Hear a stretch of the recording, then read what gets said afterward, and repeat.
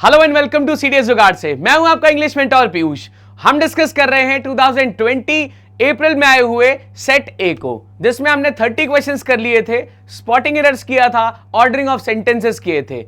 आज के इस सीरीज में हम स्टार्ट करने वाले हैं इडियम्स एंड फ्रेजेस से, यानी क्वेश्चन नंबर 31 से। आई होप कि आपको पिछले वाले सारे क्वेश्चन के कॉन्सेप्ट्स और उनके सॉल्यूशंस क्लियरली समझ आ गए होंगे। तो आज वाले क्वेश्चंस को भी ध्यान से देखिएगा, साथ साथ में अटेम्प्ट करते चलिएगा ताकि कोई भी चीज में कंफ्यूजन बिल्कुल ना रहे।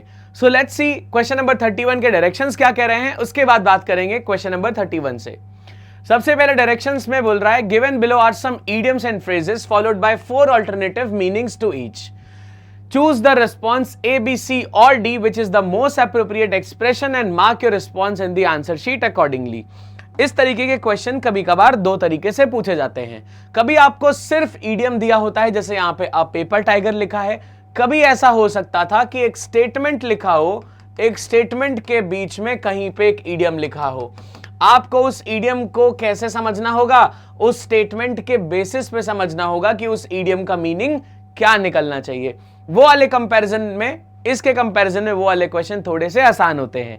ये क्वेश्चन थोड़ा सा मुश्किल हो जाते हैं क्योंकि अगर ईडियम नहीं आता हुआ तो मतलब नहीं आता है उसका मीनिंग। उस वाले में आप सेंटेंस के हिसाब से थोड़ा बहुत गेसेस कर सकते हो, ठीक है। तो फिलहाल यहां पे आपको कौन से वाले दिए हैं, अभी फिलहाल स्टेटमेंट में यूज नहीं किया है, अभी फिलहाल इनको ऐसे ही यूज किया है। Let's look eight question number 31। ये कह रहा है आप पेपर टाइगर।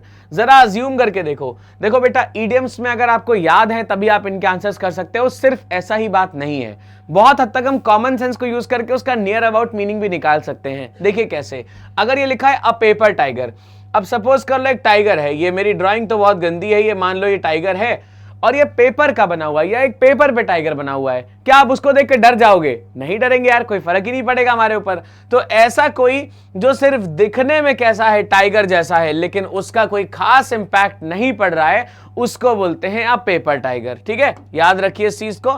पेपर टाइगर बहुत कॉमन ईडियम है जो बार बार आपके एग्जाम में पूछा जा सकता है। पेपर टाइगर जैसा ही एक और ईडियम होता है, यहां पे लिख दे रहा हूं मैं, इसको बोलते हैं अ मैन ऑफ स्ट्रॉ।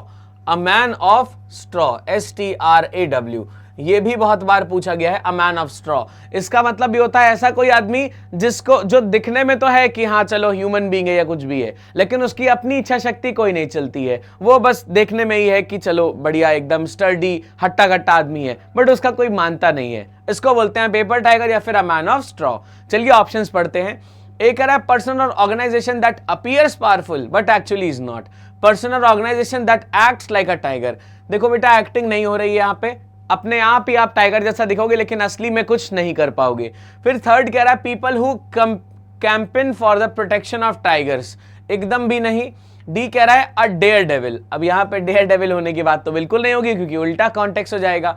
सो ए क्या बात कर रहा है, पर्सन और organisation that appears powerful but actually is not. ऐसा कोई पर्सन या ऑर्गेनाइजेशन जो देखने में क्या लगे कि बहुत पावरफुल है लेकिन असली में वो पावरफुल बिल्कुल नहीं हो, उसको बोलते हैं हम बेटा अ पेपर टाइगर। ठीक है, चलो अगले क्वेश्चन पे आते हैं। क्वेश्चन नंबर 31 के बाद में let's get to question number 32। देखो क्या कह रहा है, ये कह रहा है लिली लिवर्ड। यार देखो, लिवर को हम जनरली किस चीज से करते हैं कंसिडर, बोलते हैं ना कि तुम्हारे अंदर जिगरा नहीं है, कलेजा नहीं है। मतलब क्या कि बहुत ज्यादा, जैसे किसी ने बोला कि भाई एक काम करो, ये इस छत, छोटी सी छत है, मान लो 7-8 फीट की, यहां से कूद जाओ। तो बोला नहीं नहीं मैं नहीं कूद पाऊंगा, मुझे डर लग रहा है। बोला अरे बिल्कुल कलेजा नहीं है तुम्हारे अंदर। ठीक है, किसी ने बोला यार 10,000 रुपए उधार दे दो। बोला नहीं नहीं यार, तुम कहीं लेके भाग गए तो। कहता तुम्हारे पास कलेजा नहीं है। यानी कि कलेजा नहीं होने को हम क्या समझ रहे हैं, बहुत छोटा होना, या फिर कलेजा बहुत जीरो होना। तो कलेजे से मतलब क्या है बेटा, ब्रेवरी का मतलब है ना। मतलब तुम्हारे पास जो ब्रेवरी होती है, जो हिम्मत होती है, वो नहीं है। सो अगर कोई लिली लिवर्ड है, यानी लिली का मतलब क्या दिखा रहा है, छोटे से दिखा रहा है। लिली का मतलब स्मॉल का इंडिकेशन है। ठीक है, तो स्मॉल लिवर्ड अगर कोई है तो कैसा होगा, वो बिल्कुल ब्रेव नहीं होगा। ऑप्शन देखो, ब्रेव एंड करेजियस, ये तो उल्टा हो जाएगा, ए बाहर है। नॉट ब्रेव है, कॉमिकल है, आउटरेजियस है। देखो आउटरेजियस तो एकदम कॉन्टेक्स्ट से बाहर है, गुस्सा करने वाला तो कोई मतलब नहीं है। कॉमिकल का मतलब हंसने फिरने वाला, इसका भी कोई सेंस नहीं बन रहा। Then we have option number B, that is not brave. ऐसा आदमी जो लिली लिवर्ड है वो क्या हो जाएगा, नॉट ब्रेव। बिल्कुल ब्रेव नहीं है, बिल्कुल हिम्मती नहीं है। नॉट ब्रेव का मतलब है बिल्कुल हिम्मती ना होना। सो दैट्स हाउ लिली लिवर्ड का मतलब हो जाएगा नॉट ब्रेव। ठीक है, चलो 33 नंबर क्वेश्चन पे देखते हैं। क्वेश्चन नंबर 33 कह रहा है ईट लाइक अ बर्ड। अब मान लो जैसे हम, मान लो बचपन में जब हम खाना वाना बहुत थोड़ा सा खाते थे, है ना, तो मम्मी लोग क्या कहती थी, चिड़िया की तरह खाना मत खाओ, चिड़िया की तरह खाने को चुगो मत, आप क्या करो, अच्छे से खाना खाओ, है ना। तो when somebody Yeats like a bird, या कोई भी अगर ईट लाइक अ बर्ड कर रहा है, इसका मतलब है बहुत कम कम खाना वो खा रहा है। ठीक बात है। पहला है eat fast, eat very little, eat a lot, pretending to be eating. अब देखो प्रिटेंडिंग टू बी ईटिंग में तो सिर्फ एक्टिंग हो जाएगी यार, ये बाहर है। ईट अ लॉट उल्टा हो गया, ईट वेरी लिटिल ठीक है, ईट फास्ट चिड़िया की तरह तेज खाना नहीं, चिड़िया की तरह कम कम खाने का कॉन्टेक्स्ट होता है। सो बी ऑप्शन पे जाएंगे, it would B eat very little. ठीक है। और अगर मान लो कोई यहां पे बहुत तेज खाना खा रहा है, मतलब एकदम सारा खाना उठा के भर लिया ऐसा लगेगा, इसको हम बोलते हैं गॉबल, GOBBLE, गॉबल। ठीक है। हिंदी में जिसका मतलब होता है भकोसना। अगर आप थोड़ा सा हिंदी जानते हो तो इसका मतलब होता है भकोसना। ये कई बार आपके सिनोनिम एंटोनिम में पूछा गया है, इसलिए याद कर लो। गॉबल अप का मतलब होता है पूरा खाना उठा के ऐसे खा जाना। ठीक है। तो ऐसे बहुत सारे यूट्यूबर्स भी हैं जो सिर्फ खाना बहुत ज्यादा खाने का काम करते हैं, सो उसको बोलते हैं गॉबल अप। फिर अगला क्वेश्चन है द डॉग डेज। अब इसका मतलब क्या होगा, देखो जरा यहां पे, dog days, day celebrating dogs, the bitter days, the hottest days, the coldest days. बेटा डॉग डेज का मतलब होता है सबसे गर्म दिन जो होते हैं उनको डॉग डेज बोला जाता है। ठीक है। मतलब जैसे लोगों को चैन ही नहीं पड़ता एकदम। देखो समझाता हूं, पहले तो डेज सेलिब्रेटिंग डॉग्स का कोई मतलब नहीं है, क्योंकि ये डायरेक्ट मीनिंग जैसा दिख रहा है, तो डायरेक्ट मीनिंग्स कभी भी उनके होते नहीं है, इसलिए ए बाहर हो गया। Be the bitter days, days कभी बिटर नहीं हो सकते हैं, कंडीशंस बिटर होंगी। डी कह रहा है द कोल्डेस्ट डेज एंड सी कह रहा है द हॉटेस्ट डेज। देखो क्यों ऐसा रेफरेंस है, जैसे डॉग्स होते हैं, कुछ भी बात होती है इधर उधर भागने लगते हैं, इधर उधर भटकने लगते हैं, है ना। और जो हॉटेस्ट डेज होंगे उसमें आपको बिल्कुल चैन तो पड़ेगा नहीं, इधर उधर जाओगे, सब काम करोगे, बट किसी चीज में चैन नहीं पड़ेगा। कोल्डेस्ट वाले में आराम से चद्दर तान के सो गए। सो डी बाहर है। हॉटेस्ट डेज किनको बोलते हैं बेटा, डॉग डेज को हॉटेस्ट डेज बोलते हैं। सो ऑप्शन नंबर सी के साथ हम जाएंगे, इस हिसाब से आप इनको याद रख सकते हो। ठीक है। चलिए 35 देखो। अब बनाना रिपब्लिक, इसका मतलब क्या है। अब बनाना रिपब्लिक का मतलब क्या है, सी देखो रिपब्लिक हम जनरली यूज करते हैं किसी कंट्री को दिखाने के लिए। ठीक है। जैसे चेक रिपब्लिक है, रिपब्लिक ऑफ चाइना है, रिपब्लिक ऑफ इंडिया है, किसी को भी हम दिखाने के लिए यूज करते हैं। सो रिपब्लिक बेसिकली उसी चीज को दिखाने के लिए यूज किया गया है। अब बनाना रिपब्लिक का मतलब क्या है, देखो एक ऐसी कंट्री जो बहुत पुअर है, बहुत ज्यादा कमजोर है, गवर्नमेंट उसका, उसको बोलते हैं बनाना कंट्री। ठीक है। मतलब कोई भी आके उसको ब्रेक कर सकता है, उसको बनाना रिपब्लिक बोला जाता है। जैसे ऑप्शंस में है smaller poor country with a weak government, a smaller poor country which produces banana. नहीं, देखो ये डायरेक्ट मीनिंग जैसा निकल गया, सो बी तो बाहर है। सी देखो country which has been occupied by a big country, नहीं ऐसा नहीं कि ऑक्यूपाई कर लिया गया है। देखो ऑक्यूपाई एक अलग मीनिंग हो जाएगा, अपनी गवर्नमेंट बहुत पुअर होना कि कोई भी आके ब्रेक करके चला जाए, इसको बोलते हैं अब बनाना रिपब्लिक। डी कह रहा है कंट्री विदाउट एनी गवर्नमेंट, नहीं गवर्नमेंट तो होगी वरना फिर ऑटोनॉमी जैसा हो जाएगा, है ना बेटा। इसलिए हम क्या करेंगे, ऑप्शन नंबर ए के साथ जाएंगे, स्मॉल और poor country with a weak government, इसको बोलते हैं बनाना रिपब्लिक। क्लियर है बात। चलो जैसे बनाना होता है ना, कोई भी आया पैसा दिया बनाना लेके चला गया, तो वैसा ही एक कंट्री अगर हो कि कोई भी आए बाहर से अपना थोड़ा बहुत रूल वगैरह जमाए और फिर लोगों को तोड़ के ले जाए, गवर्नमेंट डिस्ट्रॉय कर दे, उसको बोलते हैं बनाना रिपब्लिक। आई होप आपको इसके कुछ ऑप्शंस भी याद आ रहे होंगे। कमेंट बताइएगा किस कंट्री को हम बनाना रिपब्लिक कह सकते हैं। चलो 36 के बारे में बात करते हैं। क्वेश्चन नंबर 36 देखिए, द प्रोज एंड कॉन्स। किसी भी चीज को करने के लिए हम जब किसी चीज के प्रोज एंड कॉन्स को पता करते हैं कि भाई इसमें अच्छाइयां क्या हैं और बुराइयां क्या हैं, ये चीज तो आई गेस आप 5th 6th से लिखते आ रहे होगे कि किसी भी चीज के प्रोज क्या है, कॉन्स क्या है ना। तो प्रोज एंड कॉन्स का मतलब क्या हो गया, किसी भी चीज की अच्छाइयां और बुराइयां। सो ए ऑप्शन कह रहा है the good and bad parts of a situation, like and dislike of a situation. Like और डिसलाइक बेटा अलग चीज हो गई, कोई पसंद या नापसंद को प्रोज एंड कॉन्स नहीं बोलते हैं, अच्छाइयों और बुराइयों को बोलते हैं। जैसे मान लो मुझे इस पेन से लिखना नहीं पसंद है, तो ये मुझे नहीं पसंद है तो आई डिसलाइक डूइंग दिस, मुझे पसंद है तो आई लाइक डूइंग दिस। अब ये अच्छी बात है कि बुरी, ये चीज एकदम अलग बात हो गई, इसलिए लाइक डिसलाइक यहां से बाहर हो जाएगा। अब bad experience in an event, सिर्फ बैड नहीं बेटा, गुड का भी बात होता है।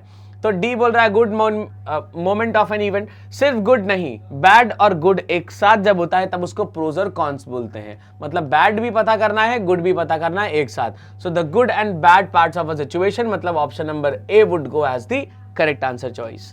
चलिए 36 के बाद let's get to 37th number question. Prime the pump, इसका मतलब क्या है? प्राइम द पंप का मतलब होता है कुछ ऐसा करना जिससे आप कोई चीज को सक्सीड कर पाओ। जैसे यहां पे देखो ऑप्शंस में लिखा है to do something in order to make something succeed, to do good things to succeed in life, to do something in order to get bad things done, asking people to do things to make something succeed. देखो यहाँ पे prime the pump को आप इस तरह से समझ सकते हो, जैसे मान लो एक पंप है, ये सॉरी, जैसे मान लो एक पंप है, ये एक मोटर है, ये पंप है, ठीक है, यहाँ पे पंप लगा है। अब आपको यहां से एक ये सीवेज का वो है जिसमें से पानी आपको प्रॉपरली फ्लो कराना है। So if you are priming the pump, आप इस पानी को क्या कर रहे हो, यहां से आराम से फ्लो होने के लिए जाने दे रहे हो। So when somebody primes the pump, वो ऐसा कोई काम करता है जिससे जो भी अटका हुआ काम है वो सक्सेसफुल हो जाए, ठीक है। तो ऑप्शन ए देखेंगे, to do something in order to make something succeed, option number A ठीक है। बी कह रहा है to do good things in to succeed in life, अच्छे काम नहीं, कोई भी रुका हुआ काम को कर देना is to prime the pump होता है बेटा। सी देखो, to do something in order to get bad things done, ये तो उल्टा हो गया, सी बाहर है। डी देखो, asking people to do things to make something succeed, लोगों को बोलना कि भाई तुम ये कर दो इसलिए तुम सक्सेसफुल हो जाओगे, नहीं, खुद जब आप वो चीज करोगे तब हम प्राइम द पंप को कहते हैं, ठीक है बेटा। सो डी वाला भी बाहर है, इसका करेक्ट आंसर हो जाएगा option number A, to do something in order to make something succeed, ठीक है। चलिए नेक्स्ट क्वेश्चन पे आते हैं, क्वेश्चन नंबर 38 देखिए क्या कह रहा है। द ग्रीन आइड मॉन्स्टर, कौन से लोग होते हैं ग्रीन आइड मॉन्स्टर बेटा? देखो, जब हम ग्रीन आइड की बात करेंगे, जब हम ग्रीन आइड की बात करेंगे, इसको याद रख लो, ग्रीन आइड हो या envy with, green with envy होगा, ग्रीन विद एनवी, ठीक है। ये दोनों का मतलब क्या होता है? खूब ज्यादा जलन फील करना। ग्रीन विद एनवी या ग्रीन आइड, ये दो इडियम्स हैं जो दोनों यूज होते हैं आपके एग्जाम में। फिलहाल यहां पे आया हुआ है द ग्रीन आइड मॉन्स्टर, तो ये ग्रीन आइड वाला कॉन्टेक्स्ट आया हुआ है, कभी ग्रीन विद एनवी भी आ सकता है। इसका मतलब होता है बिल्कुल जलना एकदम बुरी तरीके से। ये कैसा एग्जाम्पल है? जैसे मान लो आपका दोस्त है, ये चंगू है और ये मंगू है। चंगू ने क्या किया, एक बाइक ले ली, ये एक बाइक ले ली, ठीक है। अब मंगू इसको देख के बहुत ज्यादा जलने लगा कि भाई बाइक कैसे ले ली तूने, और ये मतलब नहीं लेना चाहिए था, ये हो गया वो हो गया। अब घर जाके बुरी तरीके से अपने पापा मम्मी को कोस रहा है कि भाई तुमने बाइक क्यों नहीं दिलाई, इसने बाइक कैसे ले ली, ये वो। जब कभी ऐसा होगा, सो दिस मंगू would be termed as green eyed monster या फिर ग्रीन विद एनवी। क्लियर बात? तो इसका ऑप्शन देखते हैं, फीलिंग ऑफ बीइंग जॉयस तो उल्टा हो जाएगा। बी कह रहा है फीलिंग ऑफ बीइंग जेलस, बिल्कुल ठीक है। सी कह रहा है फीलिंग बैड अबाउट हैपनिंग्स, नहीं, बैड नहीं, जेलस फील करना, जलन फील करना अलग चीज होती है। डी कह रहा है फीलिंग लकी अबाउट समथिंग, नहीं, लकी तो बिल्कुल फील नहीं करता है ये अनलकी फील करते हैं कि हमारे पास क्यों है, हमारे पास क्यों नहीं है, इसके पास कैसे चली गई, तो दे आर एक्सट्रीमली जेलस, उनको बोलते हैं द ग्रीन आइड मॉन्स्टर। 39 देखो, राइज टू द ओकेजन, इसका मतलब क्या होता है? राइज टू द ओकेजन का मतलब होता है किसी भी डिफिकल्ट सिचुएशन को पार करके आप जब सक्सीड हो जाओ, उसको बोलते हैं राइज टू दी ओकेजन, ठीक है। जैसे मान लो ये एक मुश्किल स्थिति थी, आप इधर से गए, खूब सारा यहाँ पे मगरमच्छ थे, यहाँ पे खूब सारे मगरमच्छ थे, आप किसी तरीके से बच के इधर की तरफ निकल गए और फिर यहाँ से आगे बढ़ गए। सो यू हैव राइजन या you have rose to the occasion या you have risen to the occasion, ठीक है। तो इसको बोलते हैं राइज टू दी ओकेजन, मतलब मुश्किल सिचुएशन से निकल के और फिर आगे सक्सेसफुल हो जाना। तो ऑप्शंस देखते हैं, to celebrate a success in a difficult situation, difficult situation में सक्सेस को सेलिब्रेट करना नहीं होता है। B to regret a situation which ended in failure, नहीं, you got ultimately successful. C कह रहा to succeed in dealing with a difficult situation, definitely यही सही है। डी देखो, to motivate people to succeed in a difficult situation, आप खुद motivated रहते हो बेटा, किसी और को मोटिवेट करने की यहाँ पे बात नहीं होती है, ठीक है। तो क्या हो जाएगा, to succeed in dealing with a difficult situation, option number C हो जाएगा इसका करेक्ट चॉइस। चलो आगे देखते हैं, क्वेश्चन नंबर 40 क्या चैलेंज ले आ रहा है। Call it a day, call it का डे का मतलब होता है बस अब हो गया, अब कुछ नहीं करेंगे। जैसे मान लो मैं सुबह से काम कर रहा हूं, शाम को मैंने बोला now I am calling it a day, इसका मतलब अब काम करना बंद कर रहे हैं भाई, अब कुछ आगे नहीं करेंगे, ठीक है। इतना सिंपल सा मीनिंग है। चलिए देखते हैं। So when somebody calls it a day, and of the day, नहीं, दिन खत्म नहीं होता है बेटा, अब काम नहीं करेंगे वो खत्म हो गया है, ठीक है। बी कह रहा है completion of work, stop doing something a beautiful day, complete हुआ है कि नहीं वो बात नहीं है, काम अब नहीं करेंगे, काम करना रोक दिया है, दिस इज द कॉन्टेक्स्ट। तो देखो कंप्लीशन ऑफ वर्क तो गलत है, यहाँ पे एंड ऑफ द डे भी गलत है, अ ब्यूटीफुल डे का कोई मतलब नहीं है तो डी बाहर। सी देखो स्टॉप डूइंग समथिंग, कोई भी चीज को जब आप करना बंद कर देते हो उसको बोलते हैं कॉल इट अ डे बेटा, ठीक है। तो सी ऑप्शन के साथ जाना पड़ेगा, राइट। चलिए, सो 40 would be the correct answer choice. Next आते हैं, देखो 40 तक तो ये था, अब 41 से हमारे पास है ऑर्डरिंग ऑफ सेंटेंसेस। देखिए जरा ध्यान से, ऑर्डरिंग ऑफ सेंटेंसेस में बेटा क्या डायरेक्शंस हैं इसको देख लेते हैं। कल हमने जो क्वेश्चंस किए थे उनमें क्या था, एक ही सेंटेंस को 4 पार्ट्स में डिवाइड कर दिया गया था, है ना। एक सेंटेंस को 4 पार्ट्स में डिवाइड कर दिया गया था। आपको दे दिया गया था P, Q, R और S। आपको बताना था कि इसका अरेंजमेंट क्या होना चाहिए, तब ये सही मीनिंग देगा। लेकिन यहां पे केस थोड़ा सा डिफिकल्ट ज्यादा है। क्या डिफिकल्टी है इसमें, देखिए ध्यान से। इसमें कह रहा है कि आपको सेंटेंस S1 और S6 दिया गया है पहले, तो जैसे ये S1 है फिर S6 है, ये दोनों फिक्स हैं, इनको आप बदल नहीं सकते हैं। फिर PQRS दिया हुआ है जो 4 सेंटेंसेस हैं। इन PQRS को आपको क्या करना है, इनको आपस में आपको शफल करके ऐसा अरेंजमेंट बनाना है कि कुछ ऐसा आ जाए, S1 शुरुआत में आ जाए, फिर यहाँ PQRS में से कुछ आ जाए, फिर लास्ट में S6। जब हम इस पूरे को पढ़ें तो एक कंप्लीट पैराग्राफ जैसा हमें दिखना चाहिए। अब यहाँ पे आप RQSP भर रहे हो, PRQS भर रहे हो, PQRS भर रहे हो या SRQP भर रहे हो, वो आपको यहाँ पे जो गिवन 4 ऑप्शंस हैं उसमें से सेलेक्ट करना है। आप कोई भी ऑप्शन ले सकते हो, बट इन ऑप्शंस के अलावा और कोई अरेंजमेंट फिलहाल आप नहीं बना सकते, ठीक है बात। तो चलो इसको पढ़ते हैं और मार्क करना है फिर आपको वैसा ही आंसर अपने आंसर शीट में, ठीक है। चलिए, तो सबसे पहला हम पढ़ के देखते हैं। क्वेश्चन नंबर 41 कह रहा है Chinua Achebe was born in 1930 and educated at the government college in Umuahia, Nigeria, ठीक है। यहाँ पे शिनुआ अशेबे की बात हो रही है ना, ये इनका नाम है शिनुआ अशेबे। ये 1930 में पैदा हुए थे और एजुकेशन ली इन्होंने गवर्नमेंट कॉलेज से जो उमाहिया नाइजीरिया में है, ठीक है। Chinua Achebe has written over 20 books including novels, stories, essays and collections of poetry and won the Nobel Prize for Literature, ठीक है। लास्ट सेंटेंस जो यहाँ पे है वो कह रहा है कि इन्होंने बहुत सारी किताबें लिखी थी जिसके लिए इनको नोबेल प्राइज फॉर लिटरेचर भी मिला था, यानी कि बहुत इंपॉर्टेंट, बहुत प्रोमिनेंट आदमी है। अब बाकी बातें जो होंगी वो उन्हीं कॉन्टेक्स्ट में होंगी कि इन्होंने लाइफ में क्या क्या किया। मेरे हिसाब से ऐसा ही होना चाहिए। लेट्स रीड इट आउट, साथ में पढ़ते हैं। पी कह रहा है during the civil war in Nigeria he worked for the Biafran government services. After the war, he was appointed senior research fellow at the University of Nigeria, Nsukka. ठीक है। अब देखो ड्यूरिंग द सिविल वॉर लिखा है और after the war लिखा है। इस बात से हमको एक चीज तो समझ में आ रही है कि एक चीज जो क्लियर हो रही वो ये है कि P के बाद ही Q आएगा। अगर किसी पॉइंट में P से पहले Q लिखा होगा तो वो गलत हो जाएगा। जिस पॉइंट ने बेटा P से पहले Q लिखा होगा वो वाला पॉइंट गलत हो जाएगा। तो देखो यहाँ पे एक पॉइंट तो गलत हो गया, कौन सा वाला, D वाला पॉइंट गलत हो गया है क्योंकि यहाँ पे P से पहले Q लिखा हुआ है। कैसे मालूम चल रहा है, देखो ड्यूरिंग द सिविल वॉर लिखा है और आफ्टर द वॉर लिखा है, तो ड्यूरिंग पहले आएगा, आफ्टर बाद में आएगा, तो P से पहले Q आने का कोई सेंस नहीं बनता है। तो एक ऑप्शन यहाँ से भाई साहब हमारा निकल चुका है बाहर। अब आगे बात करते हैं। देखो बाकी 3 में तो वैसे ही लिखा हुआ है, तो चलिए देखते हैं इसको क्या कह रहे हैं ये। After the war, he was appointed senior research fellow at the University of Nigeria, Nsukka. He joined the Nigerian Broadcasting Company in Lagos in 1954, later becoming its director of external broadcasting. He received a BA from London University in 1953 and in 1956 he studied broadcasting in London at the BBC. ठीक है। अब यहाँ पे देखो जरा, ये बोल रहा है कि इनको क्या बना दिया गया, He joined Nigerian Broadcasting Company in Lagos in 1954, later becoming its director of external broadcasting. ठीक है। अब यहाँ पे उनको BA मिला लंदन यूनिवर्सिटी से 1953 में और 1956 में studied broadcasting in London at the BBC, ठीक है। अब यहाँ पे 1954 में इनको क्या किया गया है, director of external broadcasting.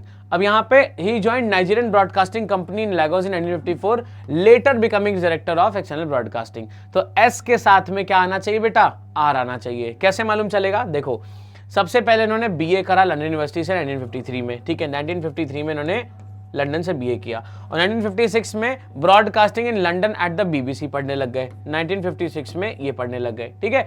He join Nigerian broadcasting company in Lagos in 1954। 1954 में इन्होंने क्या कर दिया, ये कंपनी ज्वाइन कर ली और आगे चल के वो क्या बन गए, उसी कंपनी में डायरेक्टर ऑफ एक्सटर्नल ब्रॉडकास्टिंग बन गए। आगे कहीं चल के ऐसे बन गए होंगे। तो 1953 में इन्होंने बीए किया था, 1956 में इन्होंने ब्रॉडकास्टिंग पढ़ने लग गए। उसके दौरान ही उन्होंने क्या कर दिया था, पढ़ते पढ़ते ही उन्होंने लैगोस में ये ज्वाइन कर लिया था, broadcasting company, Nigerian broadcasting company join कर ली थी।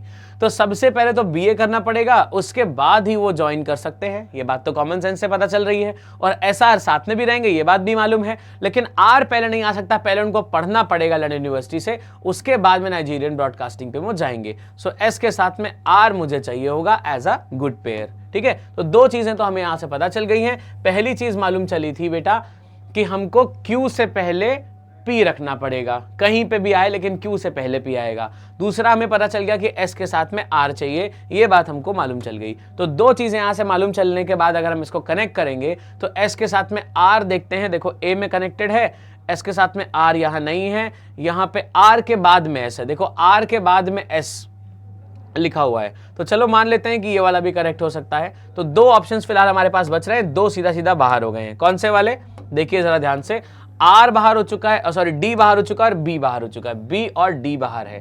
अब हमारे पास बचता है पी क्यू आर एस और एस आर पी क्यू बचता है।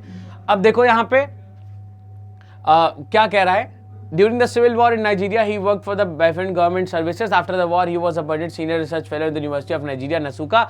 ही joined the Nigerian broadcasting company in Lagos in this he received a BA from London university in 1953। यार एक चीज समझो जरा ध्यान से, ये बोल रहा है कि he was appointed senior research fellow at the university of Nigeria Nsukka. ठीक है, अब यहाँ पे जब ये सीनियर रिसर्च फेलो की तरह अपॉइंट हो रहे हैं तो अल्टीमेटली ये सब बीए वगैरह करने के बाद ही होगा। ये बात तो सेंसलेस है कि पहले इन्होंने ये रिसर्च फेलो बन गए होंगे, सीनियर रिसर्च फेलो बन गए होंगे, उसके बाद वो बीए करेंगे, कोई मतलब का नहीं है ये बात। तो यानी कि मेरे को पहले चाहिए होगा कौन सी बात, पहले इन्होंने बीए किया होगा। तो जो ये पी वाला पहले आ रहा है इसने मेरी बात को गड़बड़ कर दिया। So I will go with S R P Q. इसके हिसाब से क्या सेंटेंस बन रहा है, चलिए देखते हैं। एस से शुरुआत करते हैं। He received a BA from London University in 1953 and 1956. He studied broadcasting in London at the BBC. He joined the Nigerian Broadcasting Company in Lagos in 1954, later becoming its director of external broadcasting. तो S के साथ में R हो गया, फिर P आएगा। During the civil war in Nigeria, he worked for the Biafran services. फिर Q में बोल रहा है after the war he was appointed senior research fellow at the university of Nigeria Nsukka. फिर लास्ट में कह सकते हैं Chinua Achebe has written over 20 books including novel stories essay and collections of the poetry and won the Nobel prize for literature. That's how this would be summed up. So option number A is the best answer choice still found for this question. ठीक है, चलो question number 42 पे आते हैं। Every person carries in his head a mental model of the world. ठीक है, हर आदमी अपने दिमाग में एक mental model of the world लेके चलता है। A subjective representation of external realities writes Alvin Toffler in Future Shock. एक किताब होगी कोई या मे बी नॉवल होगी, किनकी थी ये, एल्विन टॉफलर जी की किताब है फ्यूचर शॉक, जिसमें ये बता रहे हैं कि हर आदमी अपने दिमाग में एक मेंटल मॉडल लेके चलता है किस चीज का, कि दुनिया ऐसी होगी, लोग ऐसे होंगे, लड़के ऐसे होंगे, लड़कियां ऐसी होंगी, अमीर ऐसे दिखते होंगे, इन लोग का बिहेवियर ऐसा होगा। ये सारे कुछ मॉडल्स आदमी अपने दिमाग में लेके चलता है। इट्स अ सब्जेक्टिव रिप्रेजेंटेशन, मतलब it varies person to person या सिचुएशन वाइज इट वेरीज। ठीक है, मतलब ऐसा नहीं है कि बिल्कुल फिक्स मान लिया किसी चीज को, ये वेरी करता चलता है। ठीक है, चलो तो फिर S6 बोल रहा है when we begin to think we can do so only because our mind is already filled with all sorts of ideas with which to think. ये कह रहा है कि जब हम सोचना शुरू करते हैं, हम ये तभी कर पाते हैं क्योंकि हमारा जो दिमाग है उसमें ऑलरेडी बहुत सारे सॉर्ट ऑफ आइडियाज भरे होते हैं कि जिससे हमें सोचना हो। जैसे मान लीजिए मुझे सोचना हो कि इस पेन से मैं नॉर्मल पेपर पे कैसे लिख सकता हूं, तो मुझे पता है नॉर्मल पेपर पे लिखने के लिए इसमें रिफिल चाहिए और इसकी रिफिल मैं किसी और पेन से निकाल सकता हूं। तो मैंने क्या किया, नॉर्मल वाली पेन ली, उसका रिफिल निकाला, इसके अंदर डाल के इसका साइज का काटा और फिर बंद करके लिखना शुरू कर दिया। क्योंकि मेरे दिमाग में ऑलरेडी आइडिया सेट था कि रिफिल से ही लिखा जा सकता है, बिना रिफिल का नहीं लिखा जा सकता, वो सिर्फ बोर्ड पे चलेगा। मैंने फटाफट अपने दिमाग लगाया और ये चीजें कर दी। सो कह रहा है कि इसी तरीके से हम तभी सोच सकते हैं जब दिमाग में ऑलरेडी आइडियाज हमारे फिक्स रहते हैं। पी पॉइंट देखिए, It organizes our knowledge and gives us a place from which to argue. ठीक है, क्या चीज ऑर्गेनाइज कर रही है? It organizes our knowledge and gives us a place from which to argue. This mental model is, he says, like a giant filling cabinet. Okay, ये mental model की बात यहाँ पे हो रही थी, and then Q says this mental model. ठीक है, एक चीज तो बड़ी आसान हो गई यहाँ पे कि ये this mental model वाला जो पॉइंट है इसको मुझे S1 से कनेक्ट करना पड़ेगा, तब ये बढ़िया लॉजिक देगा. तो S1 के साथ में मैं कनेक्ट करूंगा Q, क्योंकि यहाँ पे Q बोल रहा था this की बात, और this को मुझे इसी सब्जेक्ट के साथ कनेक्ट करना होता है जो जस्ट इसके पहले होता है. तो फिलहाल Q अभी हमें हिंट दे रहा है बहुत अच्छा सा. देखो आगे, he says like a giant filling cabinet. It contains a slot for every item of information coming to us. As EF, ये क्या है? Schumacher says, when we think, we do not just think, we think ideas.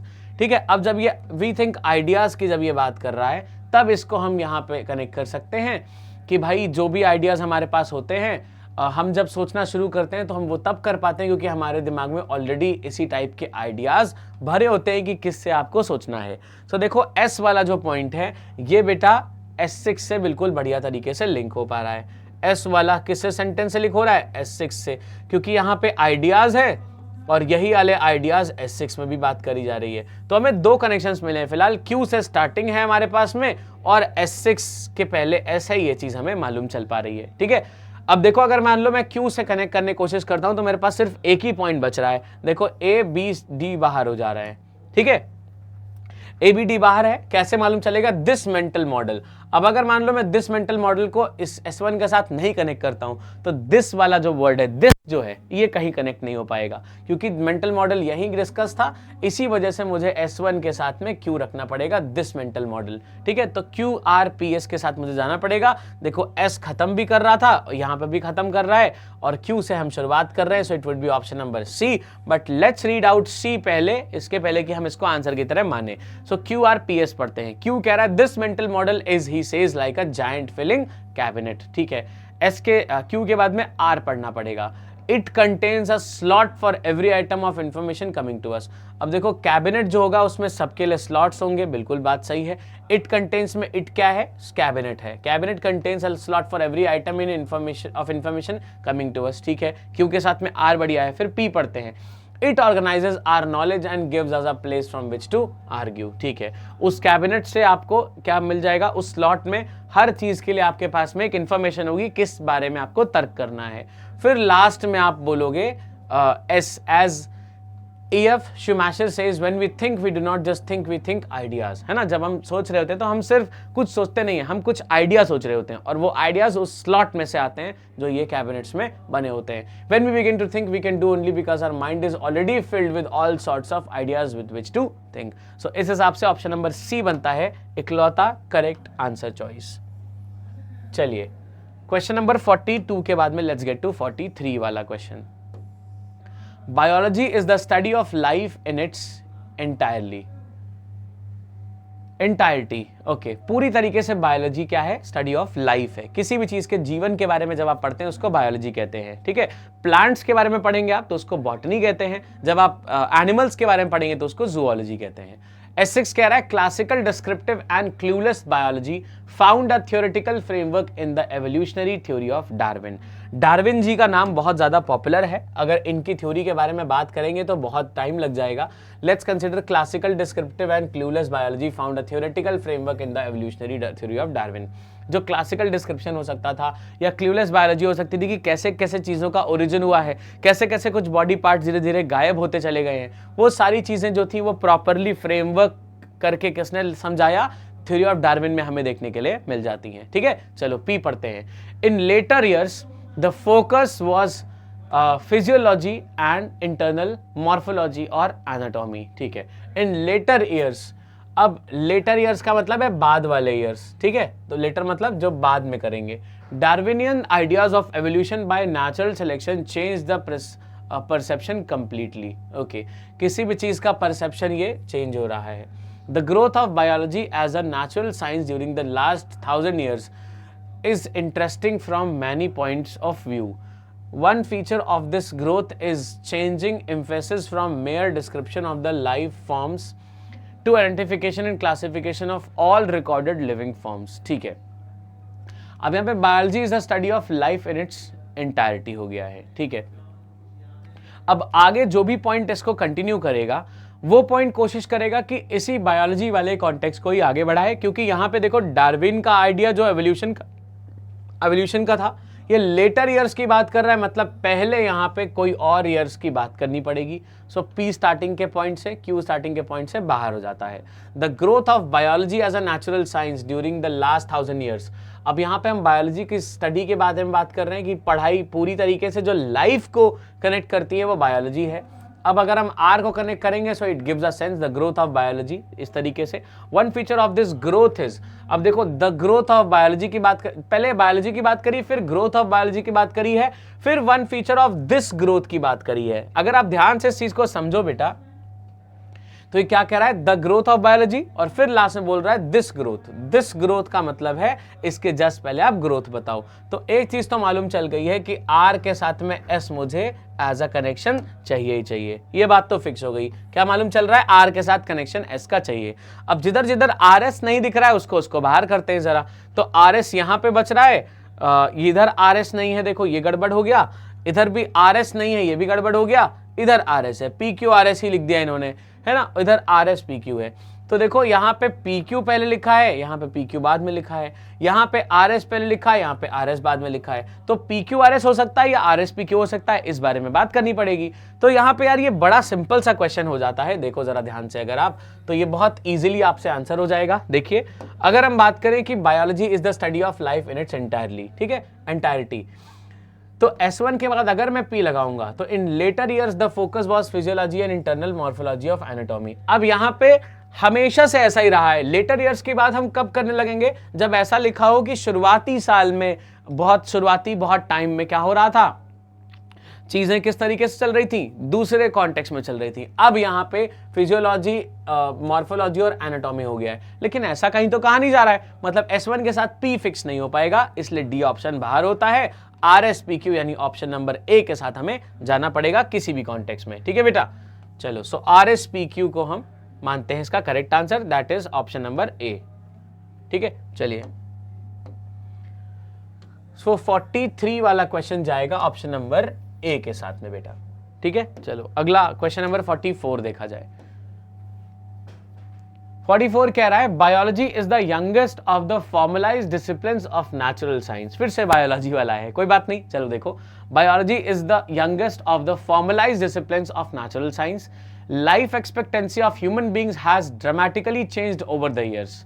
However, the 20th century and certainly the 21st century has demonstrated the utility of biological knowledge in furthering human welfare, be it in health sector or agriculture. ठीक है, biology is the youngest of the formalized disciplines of natural sciences. However, the 20th century and certainly the 21st century has demonstrated the utility of biological knowledge in furthering human welfare. Okay, be it health sector or agriculture. The discovery of antibiotics and synthetic plant-derived drugs, anesthetics have changed medical practice on one hand and human health on the other hand. Applications of physics and chemistry in our daily life also have a higher visibility than those of biology. ठीक है. Progress in physics and chemistry proceeded much faster than biology. Okay. अब देखो यहाँ पे अगर हम S और R को लेके थोड़ी सी बात करके देखें तो ये क्या आसानी से हमारे पास में लेके आ रहा है। देखो S और R को हम कैसे कनेक्ट कर सकते हैं। Progress in physics and chemistry proceeded much faster than biology. जो प्रोग्रेस थी फिजिक्स और केमिस्ट्री में, ये भी एक सब्जेक्ट है और ये भी एक सब्जेक्ट है, फिजिक्स और केमिस्ट्री में जो प्रोग्रेस थी वो बायोलॉजी से बहुत ज्यादा तेजी से आगे बढ़ गई, मतलब बायोलॉजी पीछे रह गई, ये दोनों आगे बढ़ गए, ठीक है।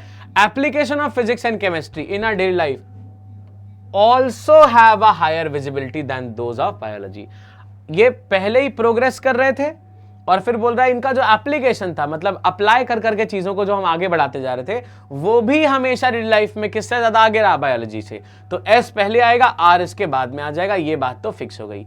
अब SR जहां नहीं है इसको हम तुरंत बाहर निकालते हैं, उसके बाद आगे बात करेंगे। स्टार्टिंग कर रहा है S की नहीं कर रहा है वो नहीं मालूम, लेकिन S के साथ में R का पेयर तो डेफिनेट हो गया। अब SR का पेयर अगर हम निकालें तो देखो यहाँ RS हो गया, A बाहर है, इधर भी SR तो नहीं है, C बाहर हो गया, इधर भी RS तो नहीं है, सॉरी एस आर तो नहीं है, आर क्यू एस है, तो ये भी हटाते हैं। एस आर देखो इधर निकल रहा है, एस आर पी क्यू निकल रहा है, तो चलो एस आर के बाद में पी क्यू पढ़ते हैं। However the 20th century and certainly the 21st century has demonstrated the utility of biological knowledge in furthering human welfare, be it in the health sector और agriculture। अभी कल रहा है कि यहाँ पे फिजिक्स और केमिस्ट्री बहुत आगे आगे चल रहे थे, लेकिन हालांकि द 20th सेंचुरी और सर्टनली 21st सेंचुरी में बायोलॉजी का यूटिलिटी या यूटिलाइजेशन ज्यादा बढ़ा और खूब ज्यादा बूम में आ गया।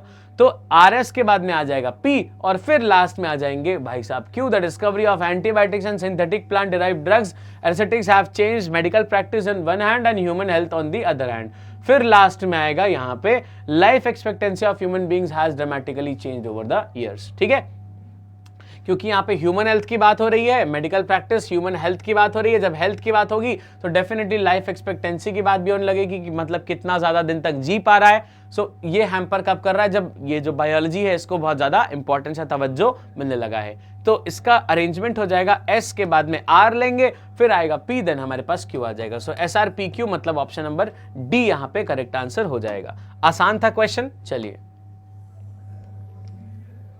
क्वेश्चन नंबर 45 देखिए।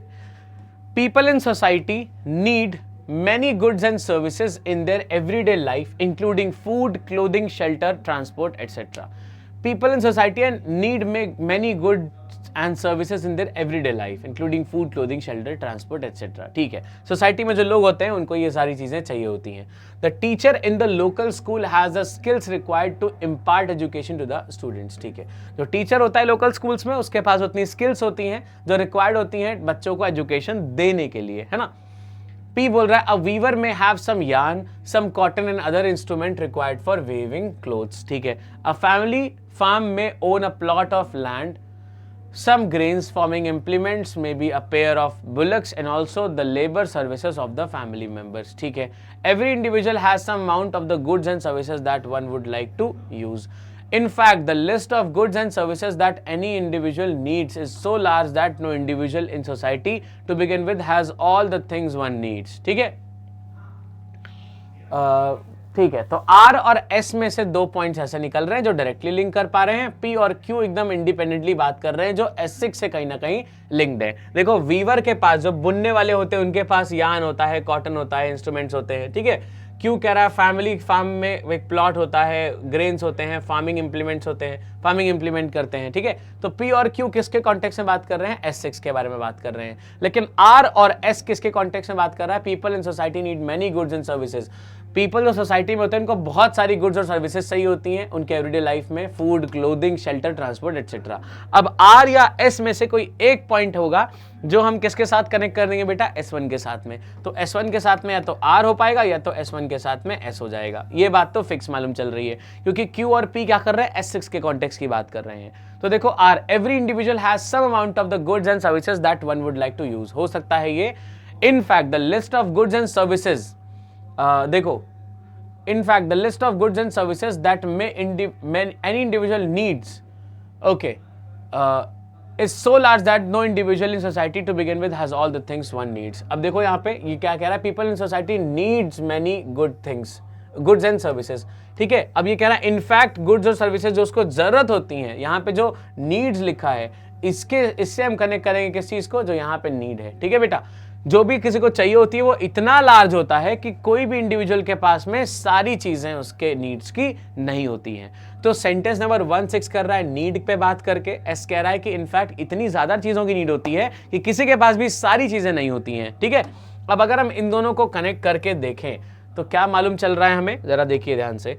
तो हमने S को कनेक्ट कर दिया S1 से, अब S1 के बाद में S आ गया। ऑप्शन से भी हम जा सकते हैं तो हमारे पास एक ही बच रहा है, तो ये देखो एक ही बच रहा है। बट फिर भी अगर हम इसकी बात करें तो S आ गया, उसके बाद में अगर हम R लगाएं, हर इंडिविजुअल के पास में क्या है, कुछ amount of goods and services होते हैं जो उसको आदमी को यूज करने होते हैं। ठीक है, कह रहा है कितनी सारी चीजें होती हैं कि किसी के पास में पूरी गुड्स एंड सर्विसेज नहीं है। हर आदमी के पास में क्या होता है, इतनी होती है कि उसका काम चल जाए और उसको यूज करना हो जितना उतना उसके पास होता है। अगर मिले तो और भी बहुत सारी चीजों की जरूरत पड़ जाएगी। तो SR तो यहाँ पे कनेक्ट हो चुका है। ठीक है, a family farm may own a plot, a weaver may have some yarn, some cotton and other. अब इसमें से कौन सा पैरा लगाना है ये बात हम यहाँ पे क्यूपी से देख लेंगे। सो एसआर तो हमारे पास में फिक्स हो गया है, फिर पहले हम क्यू की बात करेंगे जस्ट बिकॉज यहाँ पे फैमिली का कॉन्टेक्स्ट है, उसके बाद में रैंडमली हम किसी भी कॉन्टेक्स्ट में बात कर सकते हैं। जैसे यहाँ पे टीचर लिखा हुआ है, ठीक है, देखो S6 में लिखा है टीचर, S6 क्या कह रहा है, टीचर की बात कर रहा है, तो इसके पहले भी रैंडम वाला ही लिखेंगे। उसके पहले जैसे रैंडम मतलब पी वाला रैंडम है, वीवर जो होता है कपड़े बुनने वाला जो होता है, और फिर ये फैमिली के बारे में बात कर रहे हैं कि फैमिली एक पूरी कैसे चल जाती है, ये ढेर सारी चीजें होती हैं, लेकिन फिर भी यहाँ पे क्या चाहिए होता है, कुछ और चीजों की रिक्वायरमेंट हो पाती है। सो एसआर के साथ में क्यू आएगा, लास्ट में आ जाएगा पी जिसके साथ में कनेक्ट हो जाएगा S6, क्योंकि पी और S6 रैंडमली किसी को भी लेके बात कर रहे हैं, जिसमें से पी ले रहा है वीवर को और S6 ले रहा है एक टीचर का एग्जाम्पल। ठीक है, चलो सो इसका आंसर होगा ऑप्शन नंबर डी बेटा। क्वेश्चन नंबर 46 पे आते हैं। क्वेश्चन नंबर 46 देखिए, farming is the main production activity in the village. Farming सबसे मेन प्रोडक्टिविटी एक्टिविटी होती है विलेज में। मुझे लग रहा है कि ये इन्होंने पेपर किसी एक ही पैराग्राफ को पकड़ा है और पूरा पेपर बना डाला है। देखो यहाँ पे दो दो क्वेश्चन सेम कॉन्टेक्स्ट के आ रहे हैं, यहाँ पे फिर से फार्मिंग की बात है। चलो खैर, farming is the main production activity in the village. The new ways of farming needs less land but much more capital. Farming सबसे मेन प्रोडक्शन होता है एक्टिविटी का विलेज में, मतलब विलेज का मतलब आप फार्मिंग से देख सकते हो, है ना, किसानी, किसान, फार्मिंग, एग्रीकल्चर, इसका मेन कॉन्टेक्स्ट क्या है, विलेज है इसका कॉन्टेक्स्ट। ठीक है, the new ways of farming need less land but much more capital. जो नए नए तरीके हैं फार्मिंग के, उसमें जमीन तो कम चाहिए लेकिन पैसा खूब ज्यादा चाहिए। ठीक है, पहला पी बोल रहा है these have allowed the farmers to produce more crops from the same amount of land. अब यहाँ पे जो दीज है ये किसी तरीके से farming is the main production activity in the village से कनेक्ट नहीं हो पा रहा है, तो पी स्टार्टिंग नहीं कर पाएगा। हमारे पास एक ऑप्शन है अगर डी, तो हम इसको बाहर कर दे रहे हैं। क्यों, देखो over the years there have been many important changes in the ways farming has practised, possible है। आर कह रहा है but in raising production a great deal of pressure has been put on land and other natural resources. This is an important achievement since land is fixed and scarce. अब देखो यहाँ पे क्या कह रहा है, this is an important achievement since land is fixed and scarce. ये बहुत इंपॉर्टेंट अचीवमेंट है चूंकि या बिकॉज लैंड क्या है, फिक्स है और बहुत ज्यादा लैंड की कमी है। तो इसके साथ हम क्या चीज जोड़ सकते हैं, देखो एस, क्यू और आर तीनों शुरू कर रहे हैं। अब अगर हम बात करें कि हमको शुरुआत किससे करनी है, तो यहां पे अगर हम देखेंगे तो एस वाला जो लिखा है this is an important achievement की अगर हम बात करेंगे तो ये एस वाला किसके साथ कनेक्ट हो पाएगा, देखिए जरा, but in raising production a great deal of pressure has been put on land and other natural resources. This is an important achievement since land is fixed and scarce. अगर हम बात करें this is an important achievement की, तो कौन सी चीज इसके हिसाब से अचीवमेंट है, इसकी बात अगर हम कर ले तो फिर ये एस किसी के साथ फिक्स हो जाएगा। अब ये जो आर बोल रहा है यार, but in raising production a great deal of pressure has been put on land and other natural resources. अब आर के साथ क्या चीज पुट हो रहा है, इसको देखते हैं जरा सा। अगर हम आर के पहले पता कर लें या फिर एस के पहले पता कर लें तो थोड़ा सा कनेक्शन बन जाएगा। तो एस देखो, this is an important achievement since land in fixed and scarce, अगर हम देखें तो यहां पे एस ले लिया। अब इंपॉर्टेंट अचीवमेंट हमें बताना पड़ेगा, तो एस के पहले देखो अचीवमेंट, देखो यहां पे आर अचीवमेंट नहीं है तो एस के पहले आर नहीं चाहिए। क्यों बोल रहा over the years there have been many important changes in the way farming is practised. बहुत सारी इंपॉर्टेंट चेंजेस किए गए हैं जहां फार्मिंग प्रैक्टिस हो रही है, ये तो अचीवमेंट है। These have allowed the farmers to produce more crops on the same amount of land. अब ये अचीवमेंट है, सेम अमाउंट ऑफ लैंड, उतना ही जमीन, मतलब इतनी ही जमीन में कभी मान लो, लेट्स अज्यूम, ऐसा मैं बता रहा हूं, लेट्स अज्यूम 100 किलो कोई अनाज उगता था, अब विद टाइम क्या हो गया, वो 1000 किलो उगने लगा, 100 kg उगने लगा। अब ये अचीवमेंट है ना यार। अब ये चीज कैसे अचीवमेंट है, क्योंकि सेम अमाउंट ऑफ लैंड की बात इसलिए अचीवमेंट मानी जाएगी क्योंकि यहां पे जब लैंड फिक्स और लैंड की बहुत कमी है तो उतनी जगह में ही ज्यादा अमाउंट ऑफ क्रॉप उगा लेना, दैट्स एन अचीवमेंट। ठीक है, अगर हम सिर्फ इतना ही अचीवमेंट मानते तो शायद हमने क्यू भी ले लिया होता, लेकिन जैसे ही land is fixed and scarce बोला, हमें पता चल गया कि जहां पे लैंड की कमी दिखाई जाएगी वहां पे बात करना पड़ेगा। सो पी के साथ में एस हमने फिक्स कर दिया, तो पी के साथ में एस देखिए किसमें आ रहा है, पी के साथ में एस, पी एस किस में आ रहा है, बी में नहीं आ रहा है। पी के साथ में सी में भी नहीं आ रहा, ए में आ रहा है, देखो QPSR। तो चलो क्यू से शुरुआत करते हैं, PSR को पढ़ के देख लेते हैं, सही मीनिंग देगा तो आंसर हो जाएगा। चलो क्यू से शुरुआत करें। Over the years there have been many important changes in the way farming was practice. अच्छा, फार्मिंग के बारे में आज शुरुआत कर रहे हैं और कह रहा है कि सालों साल में क्या हो गया है, बहुत सारे इंपॉर्टेंट चेंजेस आ गए हैं जिस हिसाब से फार्मिंग को प्रैक्टिस किया जाता है। क्यू के बाद में फिर पी आएगा। दीज हैव अलाउड, क्या है, किसने, दीज, चेंजेस ने अलाउड। चेंजेस के लिए हम क्या लिख रहे हैं बेटा, these have allowed the farmers to produce more crops from same amount of land. और इसने क्या किया है, फार्मर्स को कम जगह में ज्यादा अनाज उगाने की लिबर्टी दी है, या फिर इतना प्रोड्यूस करने की उनको टेंडेंसी दे दी है। सो क्यू के साथ में क्या लिया, पी। फिर एस आएगा। This is an important achievement since land is fixed and scarce.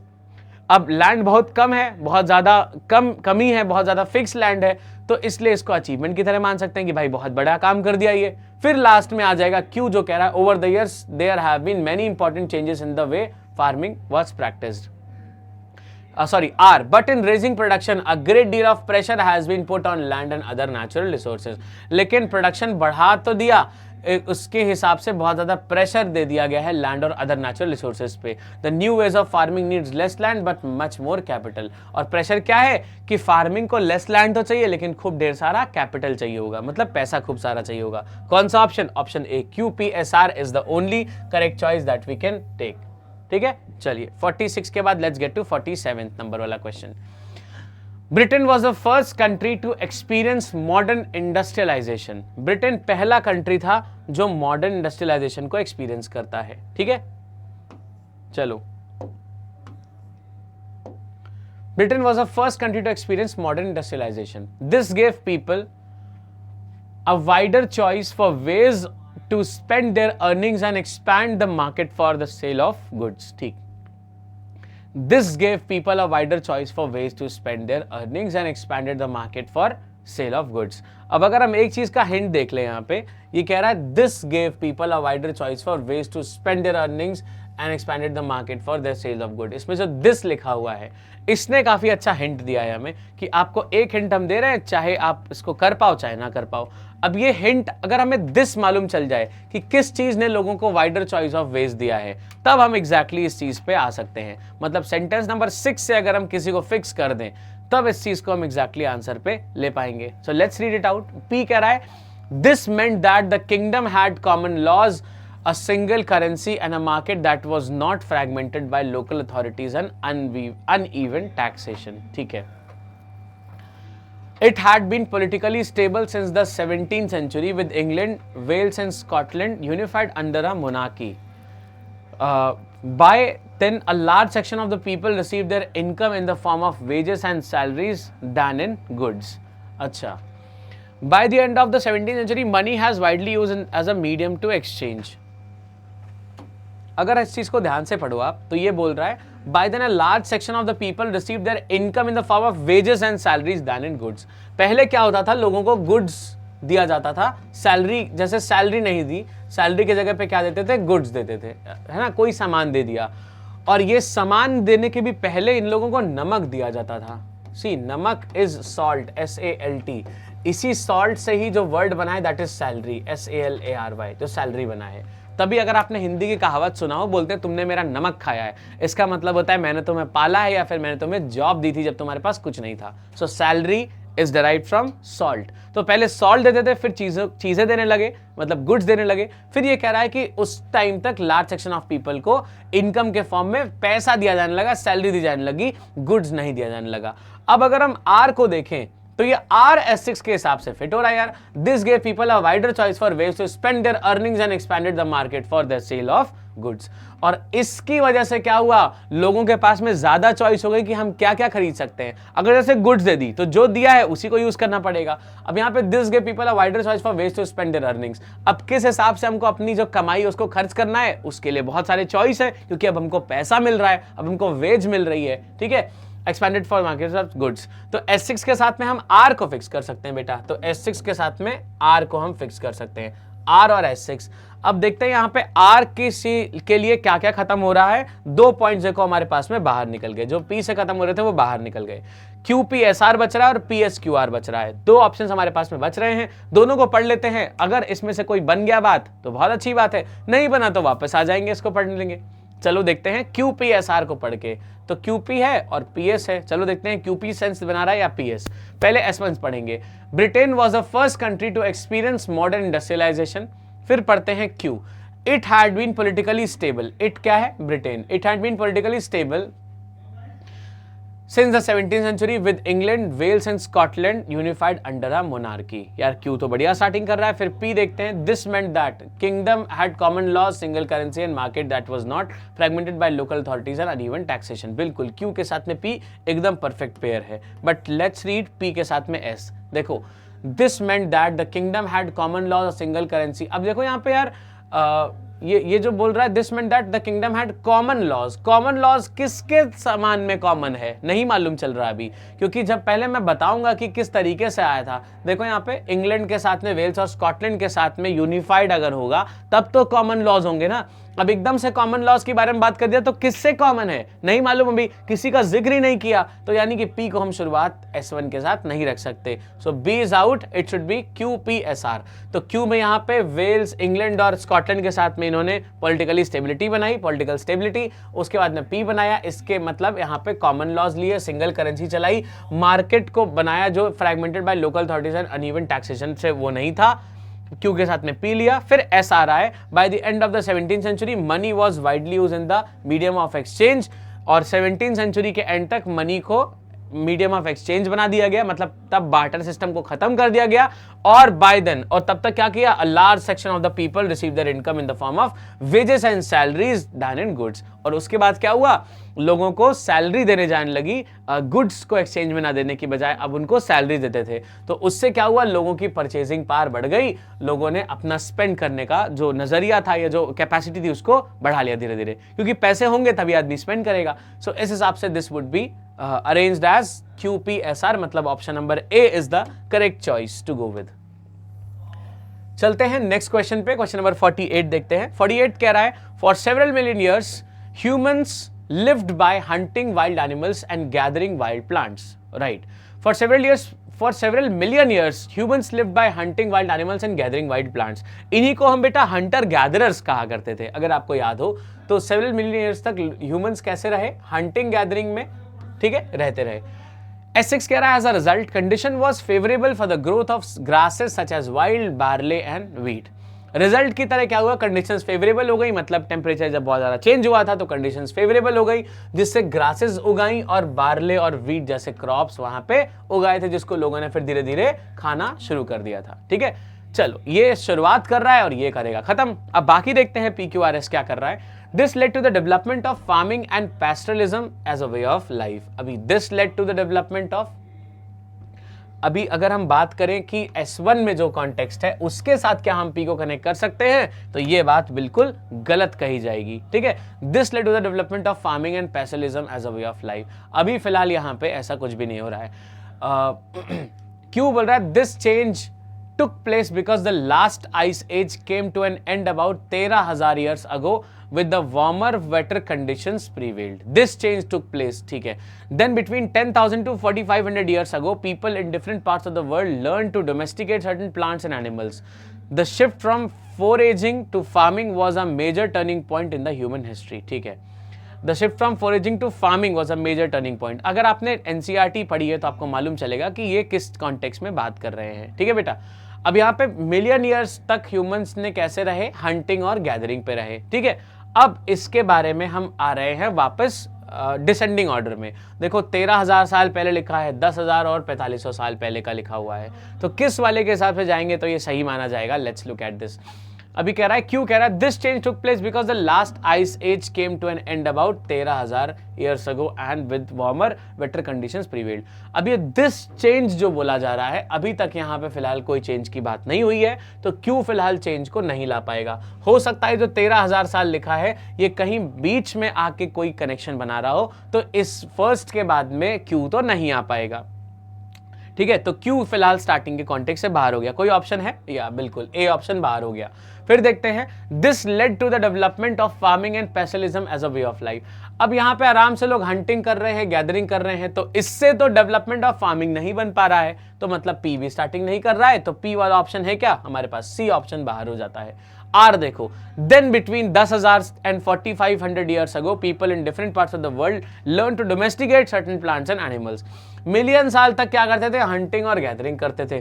फिर लगभग 10,000 से 4500 साल पहले तक क्या किया इन्होंने, लोगों ने डोमेस्टिकेट करना शुरू किया, मतलब छोटे मोटे जानवर पालना शुरू किया और कुछ प्लांट्स और एनिमल्स को अपने आसपास रखना स्टार्ट किया। तो ये काफी हद तक आर काफी हद तक लिंक कर रहा है। एस पढ़ते हैं, the shift from foraging to farming was a major turning point in the human history. अब यार ये जो हम इसकी बात करेंगे, the shift from foraging to farming, अभी तो शिफ्ट हुआ ही नहीं है, S1 में शिफ्ट है ही नहीं, मतलब पहले शिफ्ट दिखाना पड़ेगा। देखिए यहाँ पे डोमेस्टिकेट करने का शिफ्ट हो रहा है, पहले लोग हंटिंग गैदरिंग कर रहे थे, फिर डोमेस्टिकेशन करने लगे, तो शिफ्ट तो आर लगाने के बाद दिख रहा है ना, तो मतलब आर के बाद में ही हम एस को लगा सकते हैं। तो आर देखो शुरुआत कर रहा है, यहाँ पे एस को पहले लगा दिया, ये बाहर हो जाएगा क्योंकि शिफ्ट तो अभी पता ही नहीं चल पा रहा है। एक ही ऑप्शन बच रहा है, कौन सा? RPSQ। तो चलो RPSQ को पढ़ के देखते हैं। आर कह रहा है देन बिटवीन 10,000 से 4500 years ago people in different parts of the world learn to domesticate certain plants and animals. फिर आता है पी क्या बोल रहा है? This led to the development of farming and pastoralism as a way of life. अब जब लोगों ने डोमेस्टिकेट करना शुरू कर दिया प्लांट्स और एनिमल्स को, इससे क्या हो गया, लोगों ने फार्मिंग और पैस्टोरलिज्म सीख लिया, ठीक है, यूज करना सीख लिया, कैसे कैसे हम गाय बकरी भेड़ कैटल हर्डिंग गेजिंग इनको सीख लिया। फिर आरपी के बाद में एस आता है, this shift from foraging to farming was a major turning point in the human history. उसके बाद में जब फार्मिंग और पैस्टोरलिज्म सीख लिया था, तब ये कह रहा है कि ये जो शिफ्ट हुआ है फोरेजिंग ऑफ टू फार्मिंग, मतलब यहां से लेके हंटिंग गैदरिंग से लेके जो ये फार्मिंग तक का शिफ्ट हुआ है, ये क्या है, मेजर टर्निंग पॉइंट रहा ह्यूमन हिस्ट्री में, मतलब इंसानों के लिए मेजर टर्निंग पॉइंट रहा।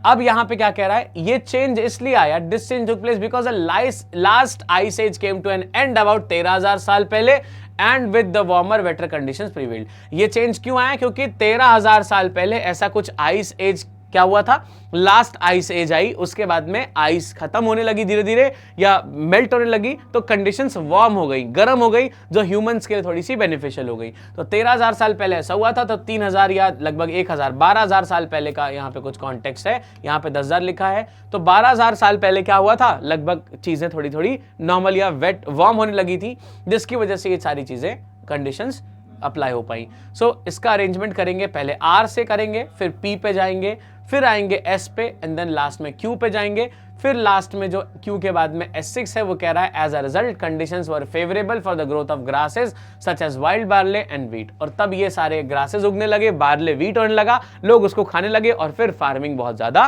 प्रोमिनेंट हो गई। ठीक है बेटा, तो इस हिसाब से ये ऐसा बन जाएगा। क्या हो रहा है, ये आर बन रहा है, फिर पी हो रहा है, फिर एस एंड देन लास्ट में क्यू, RPSQ, यानी ऑप्शन नंबर डी है इसका करेक्ट चॉइस। ठीक है, चलो नेक्स्ट पॉइंट नंबर 48 के बाद let's get two point number 49। S1 all governments claim eternal consistency and success. सारी गवर्नमेंट क्या कहती है, भैया हमारे आने से इटर्नल कंसिस्टेंसी और सक्सेस आया, हमने बहुत बढ़िया काम किया, हमने ये किया है। Diplomacy offers choices and those choices must be negotiated with other sovereign actors। Diplomacy क्या कहती है, choices देती है and these choices must be negotiated with other sovereign actors definitely। चलो बाकी जितने actors हैं, sovereign actors हैं, उनके साथ इस चीज को negotiate करना चाहिए। P says choices involved uncertainty, risk and immediacy। choices क्या involve करती हैं, uncertainty, risk और immediacy। those who must take the choices operate in the contemporary political milieu। ठीक, and yet the essence of governance is choice। nowhere is this more true than in foreign policy decision making। some even claim omniscience। omniscience का मतलब क्या होता है, जो सब कुछ जानते हैं। omniscience का मतलब क्या होता है, सब कुछ जानने का, सब कुछ जानना, दिस इज omniscience। ठीक है, मतलब जैसे मैं बोलूं कि आई एम omniscient, मतलब मैं सब कुछ जानता हूं, सो दिस इज omniscience। अब यहां पे सम इवन क्लेम ओमनीसियंस की बात क्या हो रही है, मतलब यहां पे कोई तो ऐसा है जो क्लेम कर रहा है कि भैया ऐसा ऐसा है। अब देखो क्लेम कहां हो रहा है, यहां पे क्लेम हो रहा है, और कहां क्लेम हो रहा है जरा देखेंगे इसको। सेंटेंस नंबर 1 में क्लेम हो रहा है, ये तो फिक्स दिख गया। अब इसके अलावा और कहां पे क्लेम हो रहा है, कहीं भी नहीं हो रहा है। मतलब all governments claim eternal consistency and success, some even claim omniscience. Some even, अब जैसे मान लो मैं बोलूं कि मैंने 6 पेन खरीदा है, फिर मैं बोलूं कि इवन कल एक और पेन मैंने खरीद लिया या इवन मुझे एक गिफ्ट भी मिल गया, तो तब ये बात मैं इवन वाली बोल पाऊंगा जब इसी के जस्ट पहले मैंने उसी कॉन्टेक्स्ट में बात बोली होगी। सो सम इवन क्लेम ओमनीसियंस का बात जो है वो S1 के साथ ही आ पाएगी। तो S1 के साथ में क्या हो गया बेटा, S हो गया। अब देखो S से शुरुआत वाले कितने वर्ड्स हैं हमारे पास में, पॉइंट्स हैं 2 हैं। B और D फिलहाल बाहर हो रहा है, अगर नहीं सॉल्व होगा तब वापस इस पे आ जाएंगे। अभी फिलहाल देखो SQPR है और SRPQ है हमारे पास में, ठीक है। चलो SQPR को देखते हैं, फिर SRPQ को देखेंगे। सो SQPR क्या कह रहा है, सम इवन क्लेम ओमनीसियंस, फिर उसके बाद में Q, and yet the essence of governance is choice. ठीक है, अब देखते हैं S के साथ में R क्या कह रहा है। Some even claim omniscience, nowhere is this more true than foreign policy decision making। S के साथ में R लगाते ही 2 अलग अलग स्फेयर में बातें होने लगी जो एक दूसरे से बिल्कुल कनेक्ट नहीं हो पा रही हैं। सो SR को हटाते हैं, इकलौता ऑप्शन जो बच रहा था SQPR, इसको ही पढ़ के देखते हैं। Some even claim omniscience and yet the essence of governance is choice. फिर आएगा P, चॉइसेस इन्वॉल्व। देखो यहाँ पे चॉइस है और ये चॉइसेस इन्वॉल्व की बात कर रहा है, तो Q के साथ में P फिक्स है। Choices involve uncertainty, risk and immediacy, those who must take the choices operate in the contemporary political milieu. ठीक है, फिर इसके बाद में R हो जाएगा, nowhere is this more true than in foreign policy decision making, और लास्ट में फिर आ जाएगा और diplomats offer choices and those choices must be negotiated with other sovereign actors, right? So एक ही बच रहा है, that is option number A, जो थोड़ा बहुत कनेक्शन करेक्ट बना पा रहा था स्टार्टिंग में ही। So SQPR की बात करेंगे, बाकी सारे यहां से बाहर चले जाएंगे। लास्ट क्वेश्चन देखते हैं, क्वेश्चन नंबर 50 क्या कह रहा है। बुद्धिज्म की बात कर रहा है ये। Buddhism continued to spread into many lands of Asia during the period of 5th and 6th century। Buddhism continue हुआ, बहुत सारे लैंड्स पे गया, एशिया के बहुत सारी जमीनों पे गया, बहुत सारे देश में गया एशिया के।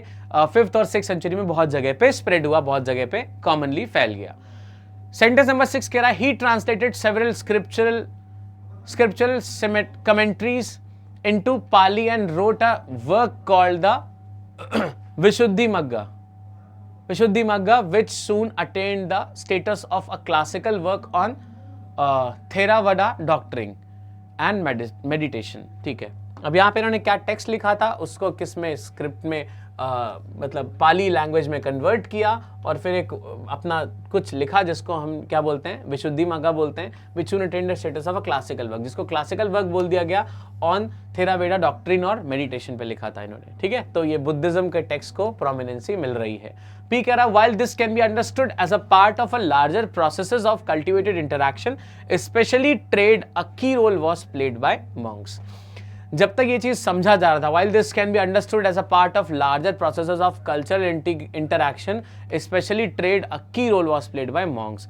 अब ये चीज अगर हम P से कनेक्ट करना चाहें बेटा, इसको अगर हम S से कनेक्ट करना चाहें तो इसको जरा ध्यान से समझो। Buddhism continue to spread into many lands of Asia during the period of 5th and 6th century, while this can be understood as a part of larger process of cultural interaction, especially trade, a key role was played by monks। अगर हम इसको देखेंगे तो इसका जो की role है वो क्या है, monks ने निभाया था। ठीक है, तो बुद्धिज्म जो है वो monks के थ्रू ही फैला है, तो इसके कॉन्टेक्स्ट में P तो ठीक बन रहा है। क्यों, देखो we know a little bit about some of them।